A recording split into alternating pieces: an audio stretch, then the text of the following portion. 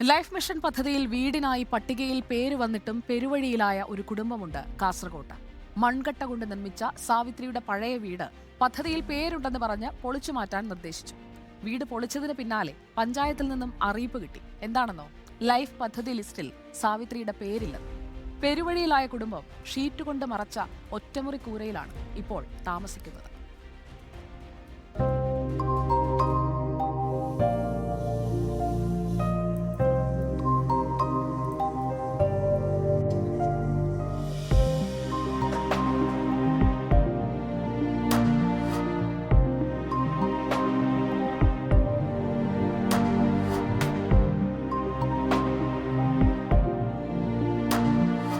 അഞ്ച് സെന്റ് സ്ഥലത്ത് മൺകട്ട കൊണ്ട് 35 വർഷങ്ങൾക്ക് മുൻപിച്ച പഴയ വീടാണ് 2017 ലൈഫ് പദ്ധതിയുടെ പട്ടികയിൽ ഉൾപ്പെട്ടതോടെ പൊളിച്ചു മാറ്റിയത്. രേഖകളെല്ലാം ഹാജരാക്കി.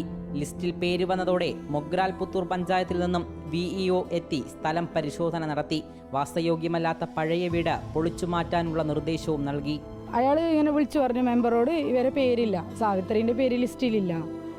ഞാൻ പറഞ്ഞു, ഇത്രയെല്ലാം പണി ചെയ്തിട്ട് എൻ്റെ വീട് പൊളിച്ചിട്ട് ഞാൻ കുടിലാക്കിയിട്ട് ഇപ്പോൾ പേരില്ല എന്ന് പറയുമ്പോൾ അത് റീചെക്ക് ചെയ്യാമെന്ന്. റീചെക്ക് ചെയ്തിട്ട് ഒരാഴ്ച കഴിഞ്ഞിട്ട് വിളിച്ച് പറഞ്ഞു, സാവിത്രി അല്ല, അത് വേറെ ആളാണ്, നിങ്ങൾ പേരില്ല, നിങ്ങളാരോ റേഷൻ കാർഡ് മാറ്റി കാണിച്ചു എന്നെല്ലാം പറഞ്ഞു. നിങ്ങൾക്ക് റേഷൻ കാർഡ് കൊണ്ടുവന്നിട്ടാണ് അയാൾ കമ്പ്യൂട്ടറിൽ ചെക്ക് ചെയ്തത് എൻ്റെ അമ്മേൻ്റെ പേര്. എന്നിട്ടാണ് ഉണ്ട് എന്ന് പറഞ്ഞിട്ട് ഇത്രയെല്ലാം പണി അയാൾ എടുപ്പിച്ച്. എന്നിട്ട് അയാൾ പറയുന്നുണ്ട്, പിന്നെ നിങ്ങൾ കലക്ടർക്ക് പോയിട്ട് പരാതി കൊടുക്കുക, എനിക്കൊന്നും ചെയ്യാൻ കഴിയില്ല. ഞാൻ അമ്മേനോട് പറയുന്നത്, എല്ലാവരും കൂടി നമുക്ക് ഒന്നിച്ച് എന്തെങ്കിലും കഴിച്ചിട്ട് മരിക്കാമെന്ന്. അപ്പോൾ പിന്നെ ഇത്ര കഷ്ടം അനുഭവിക്കണ്ടല്ലോ. വീടെന്ന സ്വപ്നവുമായി കഴിയുകയായിരുന്നു കുടുംബം. തുടർന്ന് പഞ്ചായത്തിൽ നിന്നും അറിയിപ്പ് ലഭിച്ചു. പട്ടികയിൽ പേരില്ലെന്നും മറ്റൊരു കുടുംബത്തിനാണ് വീടെന്നും പറഞ്ഞു. പേര് പറഞ്ഞത് മാറിപ്പോയി എന്നും പരിശോധിച്ച ഉദ്യോഗസ്ഥന് പിഴവ് പറ്റിയതാണെന്നും പഞ്ചായത്ത് മെമ്പർ. ഈ വീട് വിസിറ്റ് ചെയ്യുന്ന സമയത്ത് ജനപ്രതിനിധി നിലക്ക് ഞാൻ അവരെ കൂടെ പോയിട്ടുണ്ട്.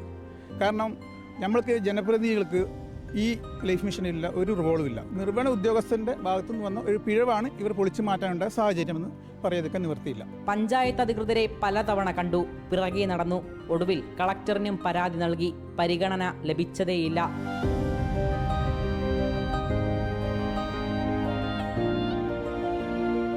അടുക്കത്തുപയൽ കോട്ടവളപ്പിലെ സാവിത്രിയും മക്കളും ഇന്ന് പെരുവഴിയിലാണ്.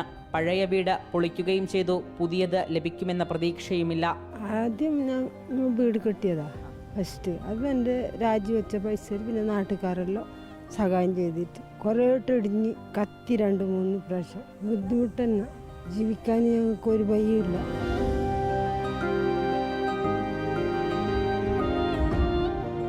വീഡിയോ ജേർണലിസ്റ്റ് രഞ്ജിത്ത് മഞ്ഞിപ്പാടിക്കൊപ്പം reporter Arjun Hema, in reporter, Kasaragod.